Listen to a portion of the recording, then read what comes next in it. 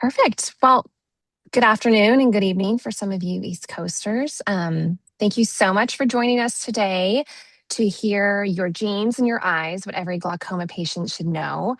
For those of you who may be new to My Eyes, we are a patient focused company. We're dedicated to helping people with glaucoma better understand and manage their eye health.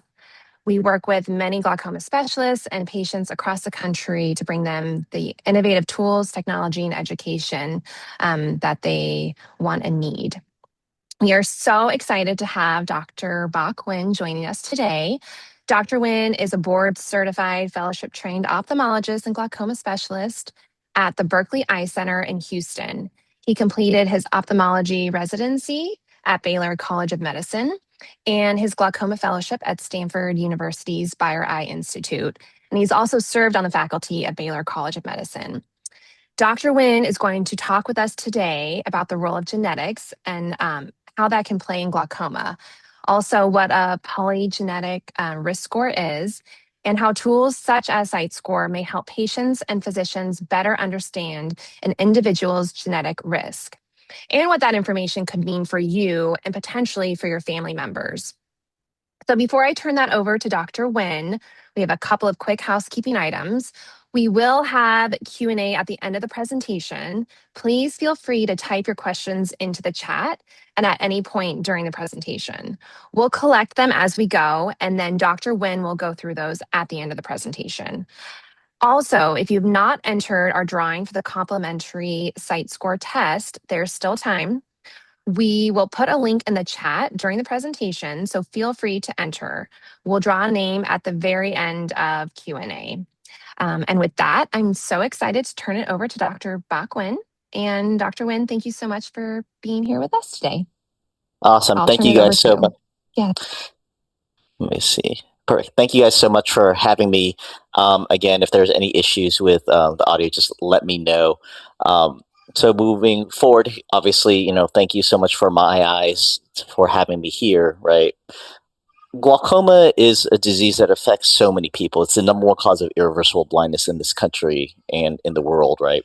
Just for an example, the greater Houston area, we have a catchment area around 6 million people, and there's only essentially 27 fellowship trained glaucoma specialists who still do glaucoma surgery in the greater Houston area to serve that population. So the need is there. And with that, there's so many things so much information that we see, but we only see our patients at a snapshot in time, right? Most of my patients we're seeing every 3 to 4 months, depending. But we're just seeing them a little snapshot. And so there's so much information that we don't see, right? And so this is why, I really enjoy working with My Eyes, and, because it gives you this extra view of what's not there, right? One of the things that we talk about is like at-home tonometry, things like that, pressure fluctuations, things that we can see outside of the office, right? Because again, I just see you that one moment at 11 o'clock on a random Thursday morning, right? But Lord knows what's going on in the evening, what's happened on Monday, Tuesday, right? Giving you that extra information. Also looking at genetic testing, right? There's so much more about medicine. We are not just a number, right? We're not just a pressure. We're not just a OCT number, a visual field number. There's so much more that's personalized in medicine, and throughout everything else in medical care, things are getting more personalized. And so it's really exciting to be able to see that we're finally getting that more personal level of medical care kind of being brought forward. And we'll move on to the next slide. So glaucoma itself, right? I mentioned it, is the number one cause of irreversible blindness in the world. There's no cure for it. We can't stop it. We can't reverse it. All we can do is slow it down, right? And that's really, really, really important. It's really important that half the people who have glaucoma don't even know that they have it, right? And and this disease continues to go on with age, right? And as our patients live longer, right, and as our population gets older, right, this burden of disease continues to get more, right? And so the goal of everything is, how do we catch the people earlier? How do we catch the people who are the ones that are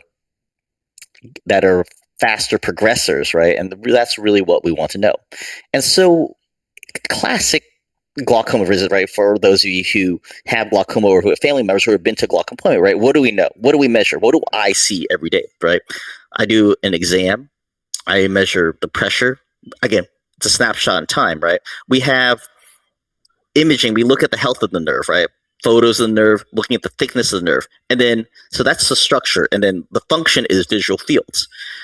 But there's so much more that we don't know, right?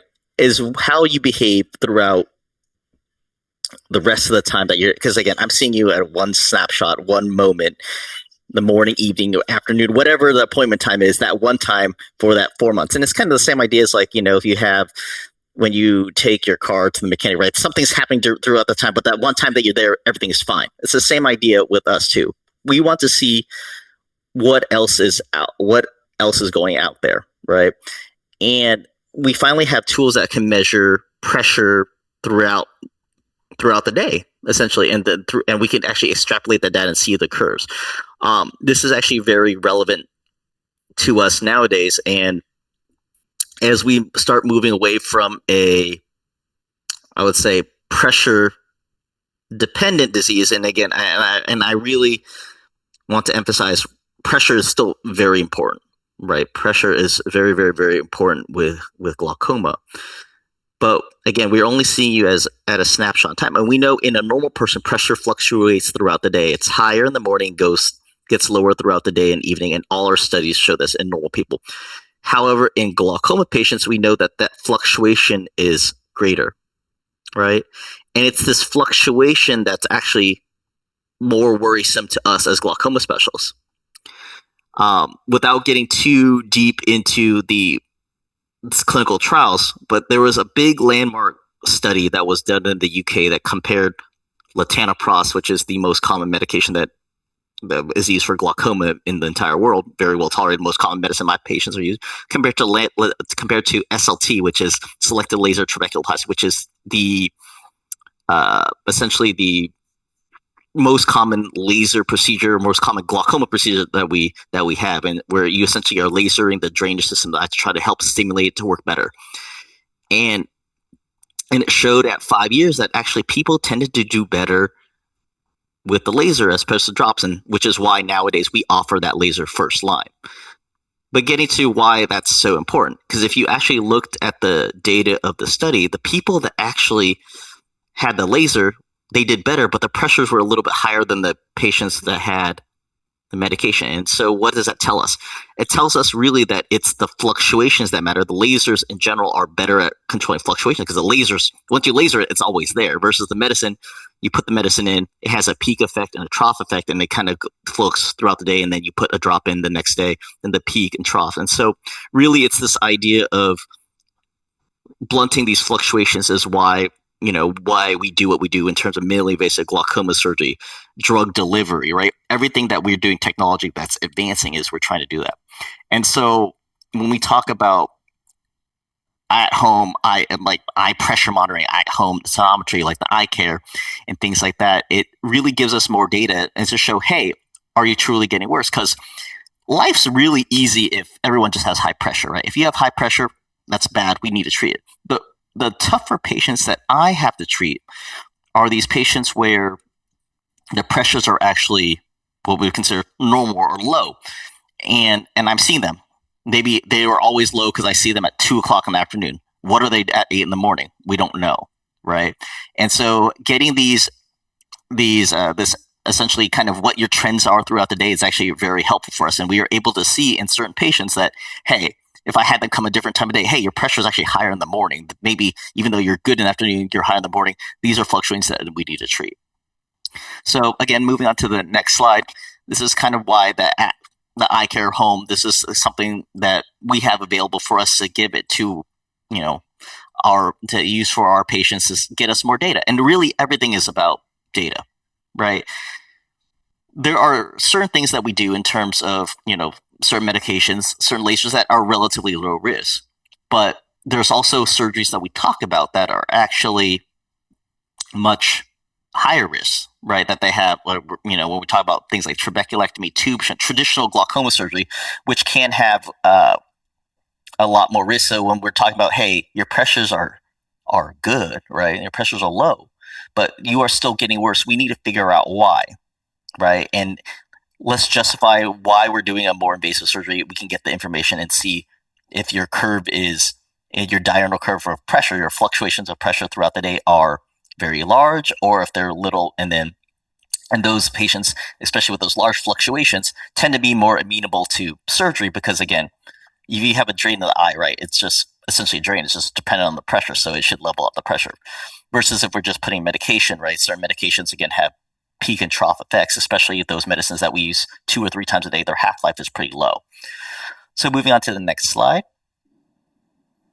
So again, we have all this information here now, getting all this extra pressure readings, great. Getting all these exams, all these findings. We're looking at your structure with your OCTs, your visual fields. What else do we know? What else do we know, but we're missing from each patient? And really, it's genetics. We know from our experiences that certain demographics have higher risk of glaucoma, right? A lot of our epidemiologic studies here in the United States, the big studies out of Baltimore and Johns Hopkins, showed that African Americans are more likely to have glaucoma, about 5 times more likely to have glaucoma compared to other racial groups in the U.S. However, in our own clinical practice, I practice here in Houston, Texas, right? We have certain groups of ethnic groups, because we're such a diverse city, that actually have even higher predilection of glaucoma, right? We have a very large West African Nigerian population here in Houston, and they have very, very, very, very aggressive and very early onset glaucoma. Same with our Afro-Caribbean populations as well. Again, certain demographics we know have that. There are certain subtypes, people, if you are of Eastern European, Northern European descent, you may are more likely to have certain diseases like pseudoexfoliation, certain types of glaucoma that we see in different clusters. So we know this from certain different groups. However, on an individual level, right, we're a very diverse country, is how does each individual person, let's say you have your mom and your dad, right, in your a genetic mix of people, what is your actual risk factors, right? And we know that if you have a direct blood relative, you are 3 to 5 times more likely to develop glaucoma. And so it's really important that genetics plays an important role in our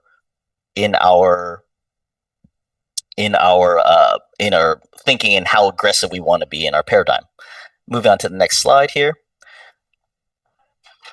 So again, getting all these informations together really helps us figure out and come up with a plan that's personalized to each individual patient, right? Like I mentioned before, really the idea is, okay, what is your risk? Is the risk of intervention worse, or is the risk of waiting worse? There are some people, right, if you have a less risk profile from family, from your testing and everything like that, okay, maybe it's better for us to wait. It doesn't justify the risk of doing that very invasive surgery. However, if you have all these risk factors, the testing is really showing, it's like, hey, yes, I don't want to have to do that tube shunt or trabeculectomy on you. There's risks with those surgeries. However, having this information is really important to help justify what you need to do. And moving forward here, again, I was talking about getting these pressure measurements throughout the day, and we'll go on to the next slide here. This is the same idea, right? If you are checking your pressure every time, essentially at 12 o'clock every single time, you're catching everyone at that value, but you have all these fluctuations throughout the day, right? And this like at-home tonometry or at-home pressure measurements can really show you how much fluctuation and variability, and it's actually quite impressive how much variability it is. And all our studies show that when you do a physical surgery, whether it be a laser or it is a physical drain, you put on a tube shunt trabeculectomy, you are actually flattening these curves out because, again, the pressure system is relatively simple, right? It's just essentially water flowing downhill. So if there is a drain in your eye that has the pressure release, it's just going to flow out of that drain, right? And so the idea of blunting these fluctuations is much more important than the actual number. But it really does also show you, too, that, again, maybe if you are seeing a person at the same time every day. You're just catching them at their low. Now, classically, you are highest in the morning and lowest in the afternoon, but we have patients that are flip-flopped too. Another extreme example of this that I see in my patients, we obviously have a lot of patients who either have macular degeneration or diabetic retinopathy in Houston, so they're getting injections in their eye, right? And the eye is very small. So even a small injection of medicine can raise the pressure. So there are these patients that we have that are having normal pressure every time I see them, right? But they're just getting worse on all their testing. And we obviously know that at one point in time, their pressures, I'm always seeing them at 12, but the second they get the injection, the pressure goes to 60. Now, it's not 60 forever, right? It's 60, and then it comes down relatively quickly after a day. But those fluctuations, again, those are the patients that we end up actually doing the surgery much lower, even though the pressure is much early, those we do surgery much earlier, even though the pressure is lower, because again, it's this thing where you're trying to blunt these wide fluctuations. And we'll move to the next slide. Again, same thing.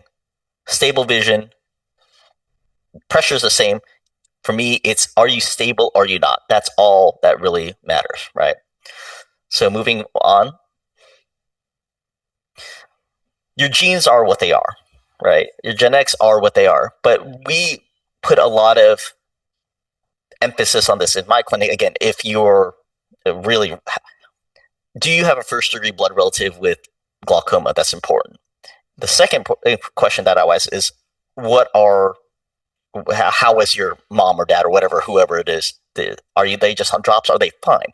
Did they lose vision from glaucoma? Right? That's important. Right? Did they require surgery? How effective was the surgery? Because again, how aggressive their glaucoma will kind of be a hallmark of there. Now, what's important to note with glaucoma, right, is or just in medicine and genetics in general, there are certain diseases in the world that if you have X gene, you're going to have X type of glaucoma, right? If you have the LOXL1 gene, you're going to have pseudoexfoliation glaucoma. That's very simple. But in general, with glaucoma itself, there's so many different loci or different parts of different markers, if you will, on different chromosomes that really put you at increased risk. And there was a lot of really good information that came out of the University of Iowa that really kind of changed the game for us genetically. And we got a lot more information about certain genetic markers. And so when you take all these different markers, like, hey, you might have X, this marker, this marker, this marker, it essentially plots you on a score, right? As kind of like a bell curve. You're either on the high end or the low end of the score, and gives you what we call a polygenic risk score, which is, again, what your overall risk factors relative to other people in the population. Moving forward, right? And this is a question I always get, right? Family history is important, right? But also, I get all the time people say, "Hey, but no one in my family has glaucoma," and that could be for a number of reasons, right? One, obviously, people with glaucoma, it tends to affect a more aging population, so their parents or whoever they be would be even older, whether they're living or not, right? And so the diagnosis of the disease, half the people who have glaucoma don't know they have it. Even back then, the undiagnosed population is even higher, right? And our technology is a lot better at diagnosing too. Sometimes people didn't live long enough to get glaucoma, right? And again, you are a mix of your mom and dad, right? So it's not just mom, it's not just dad, it's the mixture of the two, again, can give you your risks. And we've unmasked people too that have essentially no family history of glaucoma, but they still come back high risk genetics. And again, just because you have the gene doesn't guarantee you have the disease. But again, we think of it as a score, right? Because if everything is good, right, you have all your stable, even though you have the worst family history possible, but all your testing has been stable, we're not going to do, we're probably still going to watch you, right? But we're not going to do invasive surgery or anything too aggressive. Okay. Moving on to the next slide. We hit this again, 3 to 4 times higher risk if you have a first degree blood relative with glaucoma. Again, same idea is, now remember, your lifetime risk goes up, right? Because again, as you get older, your chance of glaucoma goes higher. But again, this is something that we really want to know moving forward. So why does all this matter? I mentioned it earlier. It's the number one cause of irreversible blindness. All we can do is slow it down. Your optic nerve is an extension of your brain. Okay? It behaves like your brain, it behaves like your spinal cord. So if you cut a nerve in your arm or leg, it will regrow. But if you cut your brain, optic nerve, spinal cord, when it's gone, it's gone. And so you want to try and catch people when they have the most reserve, right? What's crazy about this disease is, we look at visual fields, okay? And people can have what we call normal visual fields, but have still had significant loss of nerve. So it wouldn't have shown up at all at visual field. And in fact, the textbook definition of mild stage of glaucoma is they don't have any visual field loss, right? The visual fields are actually are completely what we consider be normal, like a normal person would have. And so you really don't want to wait until someone has visual field loss, because that meant they would have already lost a significant amount of their nerve. And just by being alive, right? I don't have glaucoma, but just by being alive, we're shedding axons of nerves. You're losing nerves just by being alive. So that's the scary part about glaucoma. Everything will be fine, but they're just losing nerve at the end of the disease just because they are having the normal aging process. And so trying to catch things early, trying to identify these high-risk people. These are the people we screen early, and these are people that we probably intervene earlier, whether it's start medicine, maybe do the laser or anything like that. You want to catch people early, because the goal of life of all this is try to avoid seeing me, right? You don't want to have to see the glaucoma specialist. You want to be everything is fine. You're doing well with your optometrist. You're doing well with your competent ophthalmologist. I love my patients. You really do not want to have to see me, because if I'm the one that's going to have to be doing your tube shunt, those are where things get scary. Okay. Moving forward. We talked about this briefly too, is again, polygenic risk score is essentially takes your genes, looks at all these markers, compares you to all our population against known markers for glaucoma, and then gives you essentially a risk score on a bell curve. Moving forward. Again, it's based on normal people as well as different types of people with glaucoma.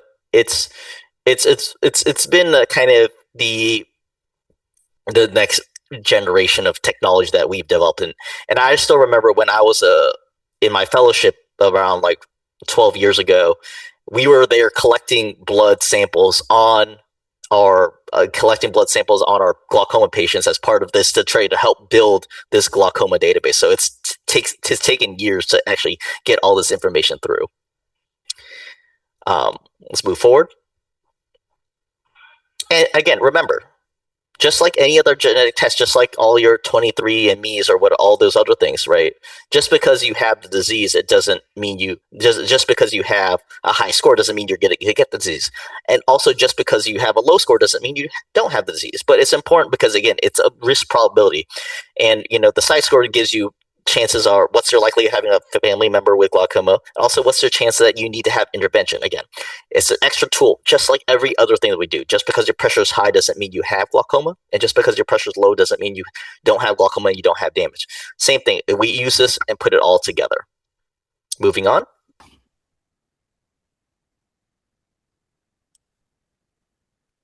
Excellent. All right. So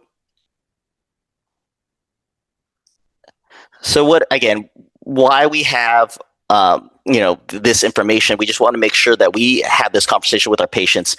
And again, it's just the same thing that we do with pachymetry. People have talked about pachymetry, which is corneal thickness. People get it because that was one of the first risk factors that people talked about with glaucoma. Right? People are like, "Oh, my cornea is thin. You're more likely to have glaucoma. Corneals are thick. It's a protective risk factor." But again, just because you have thick corneas doesn't mean you don't have glaucoma, and vice versa.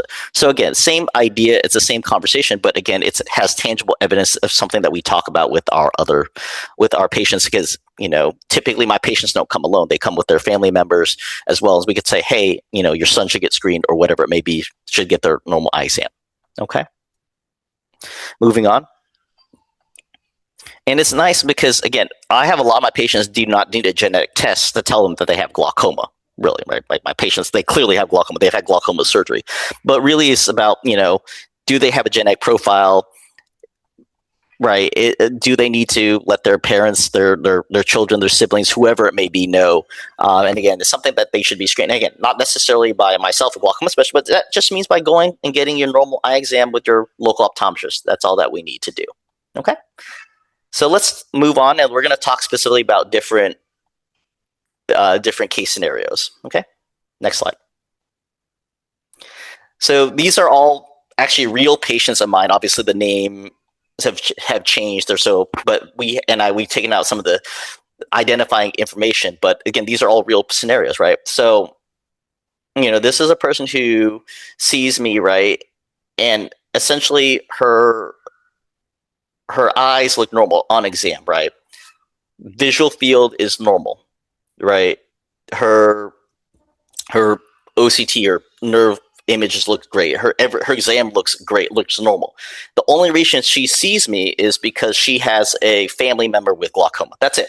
She just wants to get her normal check. And I'm like, and I'm even debating looking here. I'm like, okay, do I even need to see, does Sarah even need to follow with me?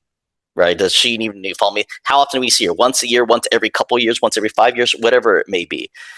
And, I told her about the genetic testing. It's like, hey, we could look at this to see if your mom, who, is my patient, right, and is her mom who is legally blind from glaucoma, okay, we can test you and see, hey, do you carry some of the genes that she may have?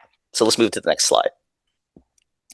So we actually tested her, right, and it turns out her SightScore was actually 94, right, and this is it was a very telling thing, because I mean, again, everything I see Sarah every single time with her mother, right? Her mother comes to see me every 3 months, but I just see her as not as a patient, but I see her as, she's just like the person who's helping her mom who's legally blind. And one time we decided I'm like, hey, I just got to screen you to make sure that you look good, right? That you're fine. I looked at her exam, everything was essentially normal. I'm like, we don't need to see you.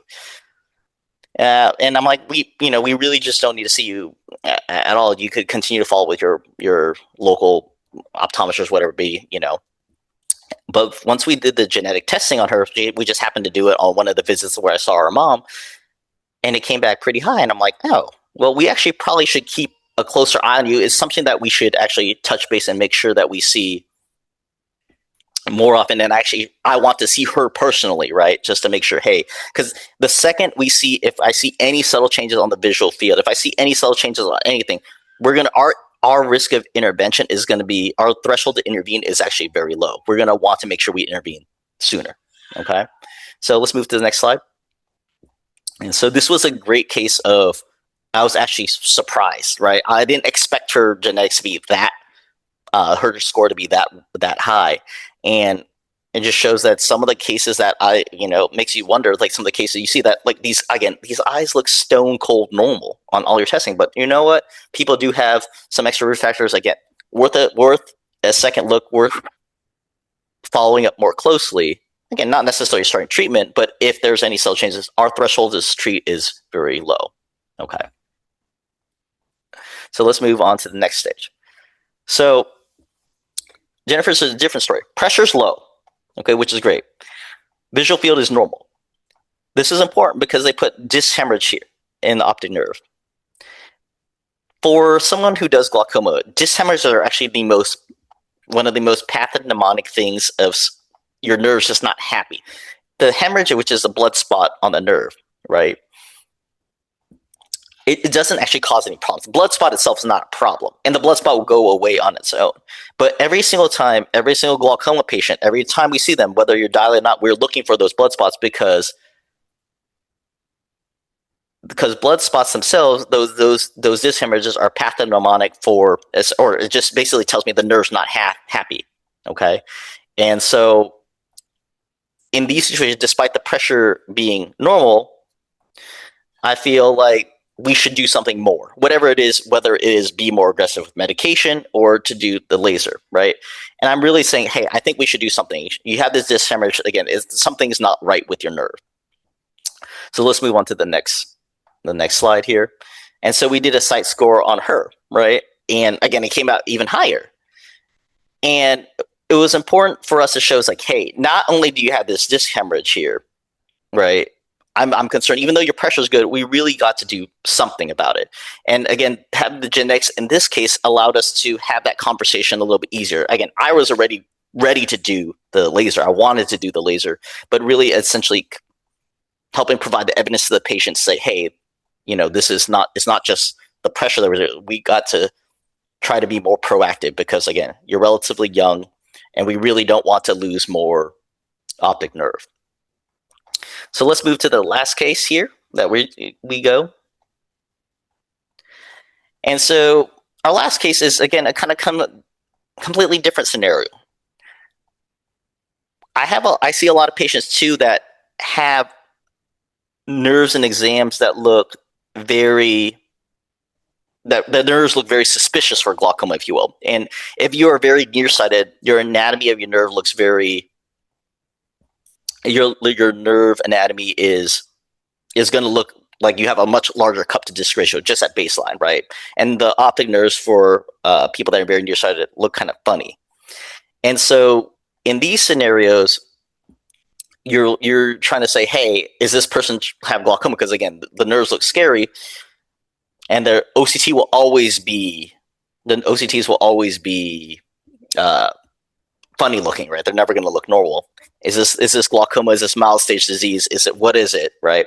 And so with this patient, nerves look abnormal, and look suspicious, highly suspicious for glaucoma. The OCT that look very suspicious for glaucoma, and the visual fields, but they looked okay. And so what do we do? And so in this scenario, it's like we ended up getting the genetic testing, and his score actually came back quite low. And what's important, let's move to the next slide, is, hey, maybe this is just his nerve. He looks like that. We are born the way we are, and that's, your nerves look the way they do because they do, and that's how you start. Just like some people are tall, some people are short, your nerves look the way they are. And it gave us that extra reassurance that, hey, this is probably a little bit more just a normal anatomy as opposed to actually glaucoma itself. Again, still going to follow along, but again, it gives us extra reassurance. So these tests, again, essentially provide an extra evidence that kind of helps you make your decision one way or another. Obviously, there are scenarios where things are clearly, pressure is very high, glaucoma is getting worse, field's getting worse, whatever it is, you're going to intervene, right? And there are other situations where things have been stable for 5 years, everything's fine, we probably don't need to intervene. But again, this is something that gives us an extra set of tools. Moving on. Just a summary of all those cases again. The first one, it was a person who looked normal, everything was fine, I don't need to see, but as a first degree relative who is my patient, who is legally blind from glaucoma, and that person, we ended up deciding, hey, we should probably look at them closer. The second one, again, I was thinking they're going to be worse. I wanted to do something more, but we needed something extra to help say, hey, to get the patient on board to say, hey, we probably should do this test, and they were able to agree. That's where it helped us see that, like, hey, this blood spot's real, your disease is getting worse. And then the last case, again, was the other side.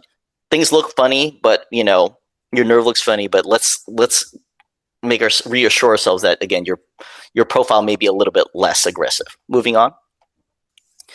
And again, this is just one piece of the many tools that we have, right? Again, it's not a replacement for your exam. It's not a replacement for visual field. And it's a one-time thing, right? Your genetics are your genetics. They're not going to change, right? I treat it as, as pachymetry or corneal thickness. Hysteresis is something that, again, a lot of our glaucoma specialists we talk about too, which is, again, another measure of how your eye is able to absorb force and or dissipate force rather. And again, it helps us make our decision. Okay, so going forward, how can we help you? Obviously, My Eyes is working on an app to go forward with that, and obviously the My Eyes team can talk to you about that more later on. And we'll move to the next slide, which is questions. Okay. And so again, these are questions, the common questions that I get. Should my patients know, my children and things like that? Common questions, insurance, right now, insurance doesn't cover genetic testing. Can you still have glaucoma with a low score? Yes, you can. Can you not have glaucoma and high score? Of course, like that first lady, the first patient does not have glaucoma. I want to be abundantly clear. Does not have glaucoma. She's just at high risk of developing it. How long does it take? It's a mouth swab, so it doesn't take that long. You could do it at some people. We do it in ourselves, and just during the office visit. And it's important to let your first degree blood relatives know, so your siblings as well as your children. Your children can be tested. Anyone can be tested, right? It's just a mouth swab. So let's go to the questions. So I'm going to go through the chat first and then answer some of these questions here, okay? So let's see here. Important. So fluctuations vary. So how do you know what range is acceptable, and are you using race on data versus what does the individual range factor in? So great question.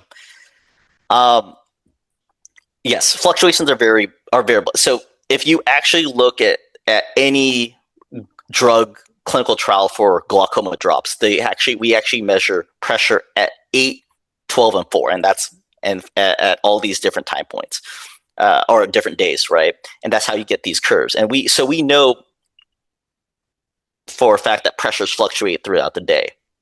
And again, but that's just measuring 8, 12, and 4. We know that pressure also fluctuates, in your exam when you're sitting there, because as you breathe, your pressure, when we look at the pressure neutralizing, we actually see, if you hold your breath, the pressure will go up, and then as you exhale, the pressure goes down. So obviously there's certain fluctuations that you can accept. So we don't like to put a hard number on actually what, because it's again, so variable, but we know that when we see our patients in clinic that, hey, they have a pressure, like today they had a pressure of 10, the next time they had a pressure of 20, then they have a pressure of 15, they have a pressure of 18, then 12. That's not good, right? And that's just, I'm seeing them at their visits, right? So they're every 3-month visit, we're kind of yo-yoing around. Obviously, with certain measurements, you're going to have fluctuations throughout the day. So it's a factor that we consider throughout everything. Because again, if you have fluctuations but you're doing okay, great, right?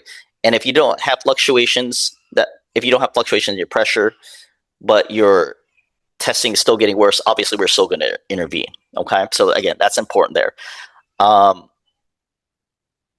So the at-home iCare 2 and having intraocular lens, yeah, no problem with that. You can't, obviously you have to take off your glasses, you have to take off your contacts. So if you have a contact lens on, it's not going to measure the pressure normally. That's it's going to measure the pressure of the contact lens. So it's been proven to be safe. So if you have already been diagnosed with glaucoma, what does genetic testing tell you? A great question. And this is a question that I get a lot from my patients too. Two scenarios where it helps you, right? It helps you if you are trying to say, hey, do I want to know if I have a higher genetic profile? Because that means if you have a high genetic profile, then your children are more likely to have a higher genetic profile, or your siblings, because your kids' genes are from you. By the same token, if you have a less, a lower risk genetic profile, your kids are likely to have that lower risk genetic profile. So that it helps tell them that. And we have the scenario if you have, like, let's say 5 kids, right? It's easier to test the one patient, the one parent, than testing each of the 5 kids individually, because all the kids are not all there. They might be in different parts of the country. It will be. The second scenario that we see that genetic testing works or is beneficial for us is when we look at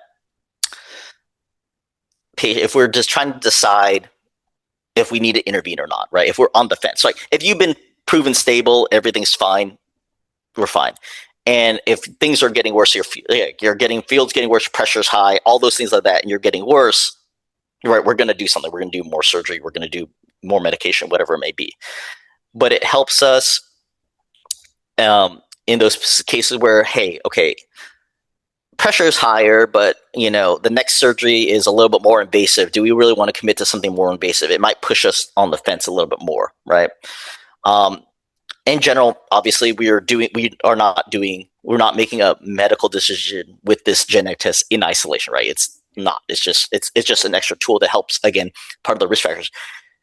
It's very uncommon in my clinic to have every single test, like your pressure, your OCT, and your visual field, to all go one direction. Hey, everything's great, great. Everything is worse, worse. Because there's so much variability in the visual field testing or the OCT testing. Sometimes, hey, your visual field's worse, but your pressure is good. Your OCT is good. All right. Well, again, it's an extra thing that might tip the scale one way or the other. And same scenario, hey, your OCT is worse, visual field's worse, but pressure's been good. Or, and then, hey, it might help tip us one way or the other. So again, very variable. Again, very individual. Depends on the scenario of the patient. What's my trigger to operate? Really, I would say it like this. There's no trigger to operate, right? It's really, are you stable or are you not stable? And if you are stable, then whatever you're doing is okay. And if you're not stable, then you need to intervene more. And what that intervention more is dependent on what you've already had done versus and whatever your scenario to eye is and what your overall health. I'll give you a great example of this, right? So if you are a person who's on a drop, right, and things are getting a little bit worse, obviously, usually either switching to a stronger medication or doing an SLT laser is very, very appropriate, very low risk. SLT is, again, first line treatment that we offer now in front of drops, right, based on the light trial that came out of the UK. In those situations, again, because if the risk of the actual intervention is pretty low, again, it's a pretty easy decision. As we get more advanced, right, do we do a minimally invasive glaucoma surgery, which is where you make small incisions like cataract surgery and you're operating on the actual drain in the eye, right? That's more invasive. Do we put a filtering surgery where we put a new drain on the eye, a tube shunt? That's very invasive, right? So it's the scenarios have to play into role. Like, so again, how far your disease state is versus in what your pressure is. What is our goal? How much do we want to lower you by roughly, right? Those are the things that kind of come into play. There's no actual specific trigger. And again, as we talked about, again, is this something, the decision that you have with with your patients itself? Okay. Are there protective supplements that are effective? So there's been no FDA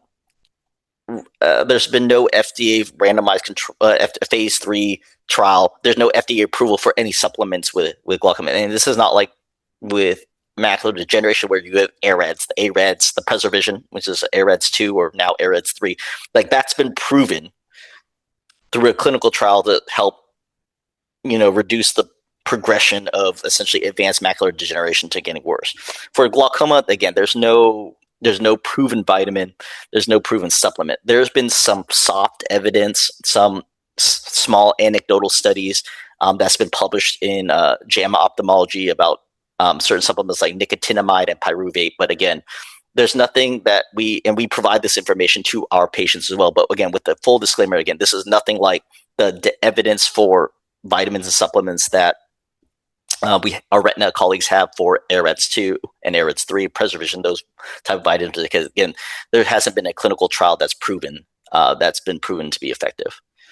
Red light therapy, again, it's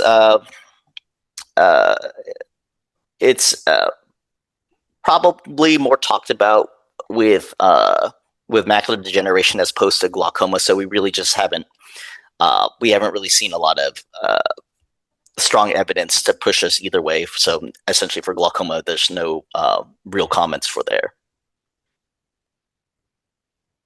Let's see if they take yeah, we talked about that. Answer that one. Is there a genetic signature that predicts lasers or drop-in best therapy? There's been no genetic profile that says, hey, one intervention is better than the other for a specific person, right? That being said, is the light trial, which was that big landmark study that came out of the UK, showed that the laser is superior to drops as first therapy. So, I mean, based on that clinical trial, laser is better than the drop. Now, there are patients that the laser's, not a good option because you can't physically fit at the laser. You can't hold your eye open for laser, or your anatomy is difficult for the laser. Certain anatomies are, more receptive to laser as opposed to drops. Certain types of glaucoma work better with the laser. Certain glaucoma drops work better with where certain types of glaucoma work better with certain types of drops as opposed to others. So it really just depends on your steroid. And again, there's no one size fits all. With classic glaucoma, that's what the study looked at. Yes, the laser is superior to drops, but again, there are other scenarios where certain patients will benefit from one intervention or other, and certain patients do better with certain types of surgery than others. And so it's something that we have to look at with our patients. Again, yeah. So what's the value of obtaining PRS and eye disease variants? The scent damage has already been identified. Again, those are scenarios if you want to let your family members know. Um, this is a question I get all the time. If your pressure's average 14, how low does it have to be to considerably slow down the progression of disease? It's so variable, right? Every single glaucoma study, right, is always talks about percent reduction from baseline, right? Some did 20%, 30% reduction from baseline. Really is when we look at you, we look at your kind of your where you started and then how much you lowered. We would like our interventions the lower the better, right? And our post hoc analysis of our studies showed that the lower the pressure, you had the lower risk of progression. The AGES study, so the Advanced Glaucoma Intervention Study, had a beautiful set of data that showed that. But there's no specific number that says, hey, if you were 14 and you went to 12, you're going to be fine. Because again, even in the lowest pressure group, people still got worse. I have patients who have pressure of 28 have no problem, and I have people with pressures of 9 that go blind from glaucoma. So it's very variable. We always like to say, hey, if you're stable, you're stable. Whatever it takes for you to get stable, and if you're not stable, then going lower is what we do. Back to the home 2i question. Yeah. So the presence or the absence of a IOL. So if you have basically your native lens versus IOL, shouldn't have any impact. Now, cataract surgery alone has been shown to lower eye pressure. Typically nowadays too, it's very common for people to have glaucoma surgery at the same time cataract surgery, where they put small stents like the eye stent or a goniotomy, what we call minimally invasive glaucoma surgery. So in general, we would expect the pressure to be lower. Just cataract surgery alone, we expect the pressure to be lower. And then if you have one of those minimally invasive glaucoma surgery, I would expect the fluctuations to be less. And then we have no thoughts on the insulin eye drops. If today's presentation sparked some questions about whether SightScore might be appropriate for you or a family member, please feel free to reach out. And we're happy to answer any questions you might have, whether it's about the PRS test or about the home 2 tonometer. So thank you, Dr. Nguyen, for leading our presentation today and for all the information. It was very valuable and informative. And thank you, everyone, for joining us. We hope you enjoyed it. And if you need anything, feel free to call us and we can help you. Thanks, everyone, for joining. Thank you. Have a great night.